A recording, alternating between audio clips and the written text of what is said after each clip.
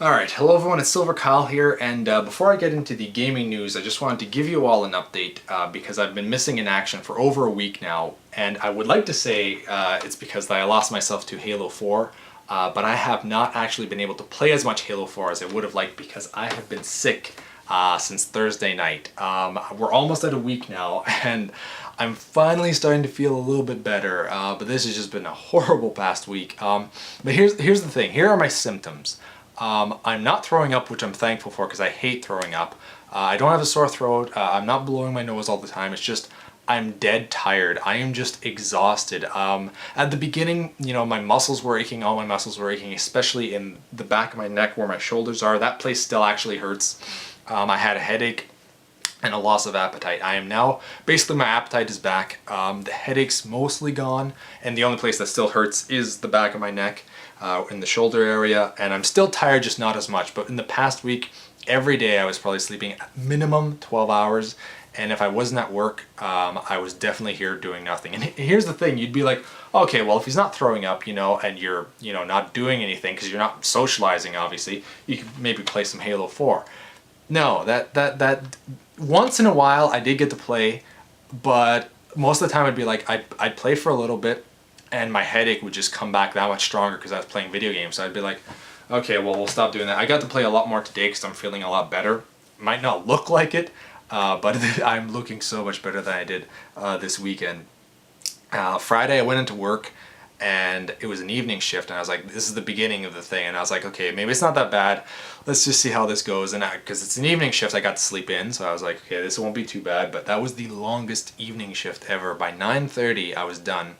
And by 10:30, an hour after, I was in bed, and that for me is rare. That is like, I am a night owl by nature, so even if I'm working at 7:30 the next morning, like, you know, I'll be up until at least 11:30 p.m. That would be the earliest I would go to bed, maybe even midnight or 1 a.m. and I'm working at 7:30 in the morning.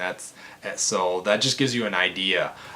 So if I was in bed at 10:30 p.m. and I didn't have to work until the next day at 10:30 a.m., 12 hours between shifts, that's just, you know, that is so not me. Saturday wasn't too bad for the shift, but then Sunday I was off, which is good, but I was just feeling like crap. Monday I had another evening shift. I pushed through that, and then Tuesday I took a sick day because I was just like, it was a morning shift, and I was like, there's no way I'll be able to do that. And now I'm finally starting to feel better today because I slept. Yesterday I just slept in, took some naps, did absolutely nothing because you can't really do anything. You can't go, and I had a date set up for yesterday, but I had to postpone that until this Saturday. We were going to go see Wreck-It Ralph because she's into video games, which is awesome, but that's besides the point. I had to postpone, at least we're going Saturday. Another thing too, I just found out that my van had a flat tire, so I had to go I made an appointment so I can get a new, I was like, okay, well, I could get it fixed, or I could get a new tire because I need new tires for the winter. So I was like, okay, we'll just get some new tires. So I made an appointment for that, and I'll have it done tomorrow before I start work at 3 o'clock. Thankfully. So yeah, it's just I've definitely had better. I've had worse weeks, I guess, but it still was not the most pleasant week. So that's the reason why I wanted to do like a Halo 4 review, but I've not beaten the campaign. I played a lot of hours into multiplayer. Today I got to actually play a lot more in the campaign. In the multiplayer, I will say that it is fantastic. It is exactly what Halo 4 should be. If you like Halo and first-person shooters, pick it up. If you don't like first-person shooters, obviously don't get it. That's kind of how it goes for these types of games. But anyway, so I wanted to do a Halo 4 review. I wanted to do a Journey Collection review. I wanted to do a sales video games that were sold in October. That I probably still will do. I just don't know when because the Wii U is coming this Sunday. I want to do like another hype video. I probably won't be doing that, but I will be doing an unboxing for the Wii U. And I will be doing reviews of the games that I do pick up, so next week. And I also might be doing a collaboration with another YouTuber probably next week as well, because I'll be feeling better and I'll have some time off. So anyway, let's get on. Now that you know basically what I've been up to this past week and why I haven't been, you know, doing anything, let's get on to the gaming news, because there's so much that has happened in the past little while. First things first, Grand Theft Auto 5, the new trailer is out. It'll be linked around here. Check it out. It is amazing. The new trailer is just... I've been reading up a lot on the new Grand Theft Auto, and it seems as though, you know, the Rockstar has really tried to make this game into something that's very unique, that is very, once again, innovative, because some people's complaints for Grand Theft Auto 4 is that it was, and I guess all the Grand Theft Auto games, more so with 4, is that the missions were kind of like, go pick up this one guy here, drop him off here, rinse and repeat. And they wanted to have more diversity, I guess, in the missions and more action-packed. And just by the trailer, there is so much more that can happen. Like, there's a jet that goes flying by and shoots down a helicopter. They're on a plane and they drive a vehicle out of the plane and they jump out in parachutes. There is a part where there's two trains colliding, and so there's trains in this, and it looks like you can go onto the trains, and like, you know, it's mind-boggling at everything that can happen. And there's people going around. There was like a part where there was like a crane on a vehicle, and it was like, you know, in Terminator 3 when he's hanging onto the crane, and then like that was happening, and you're, you know, just driving around in the city. So it's just like there's a guy leaning against a skyscraper, like climbing down the skyscraper. It just looks like there's so many crazy missions and heists that they're adding into this game that I'm fully confident that this might be the best, or at least a very good Grand Theft. All the Grand Theft Autos to me are good, and I think that this will be another, you know, amazing Grand Theft Auto game. Ever since 3, I've loved every one of them, and I know it feels as if this one will at least be as good as those.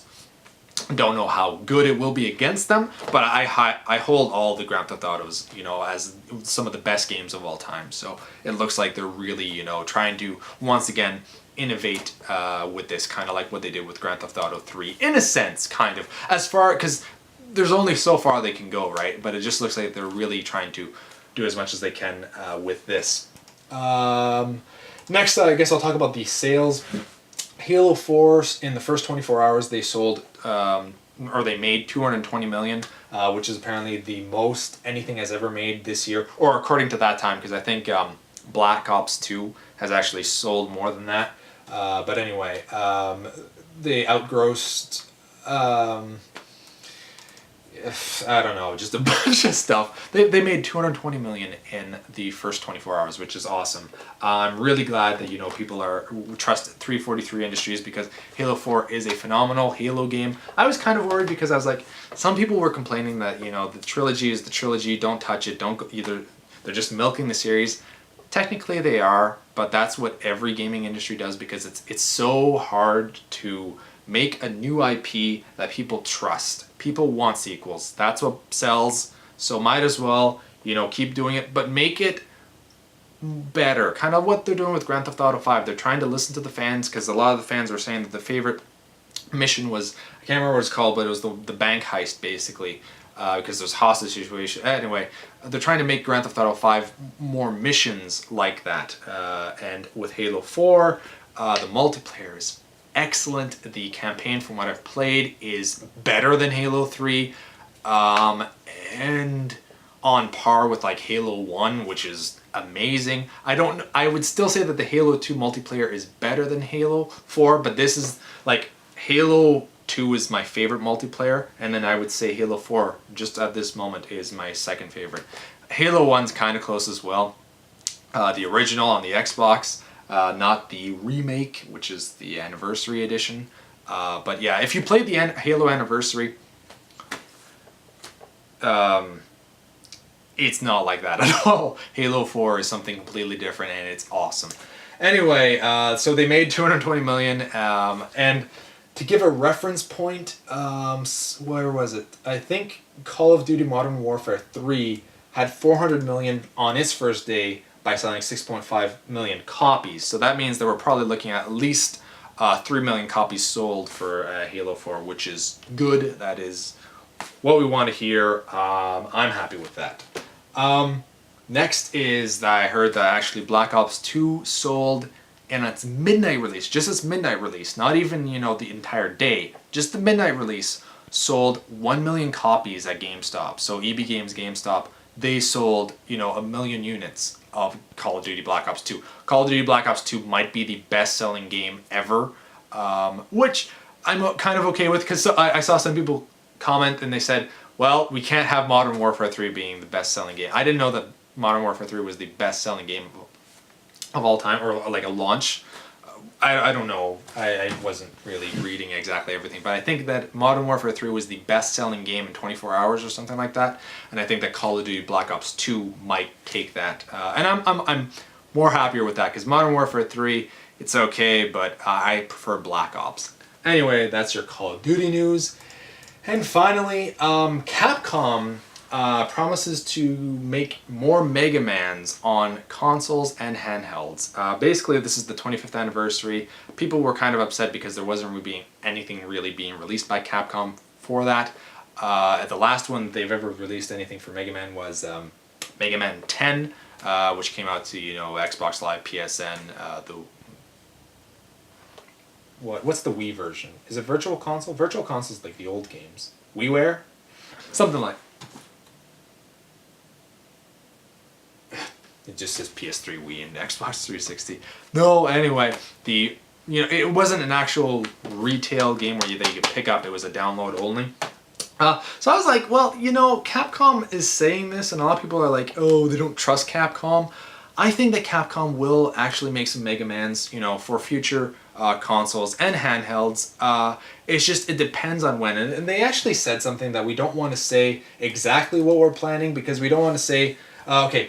They said an issue we had in the past has been talking about games and announcing them before we're certain that we're going to come out, which unfortunately has led to profound disappointment for many fans. So from now, I'm going to have to stay mum about any details. So basically, they want to be sure that they're going to release it, because the latest one was Mega Man 3, Mega Man Legends 3, and they canceled it, and a lot of people were upset.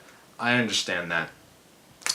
So if they want to keep the details to themselves until they're fully certain that they're actually going to make a Mega Man game. They said they will, because they want to make it to the 50th anniversary, which means that they would have to make a lot of games in the next 25 years.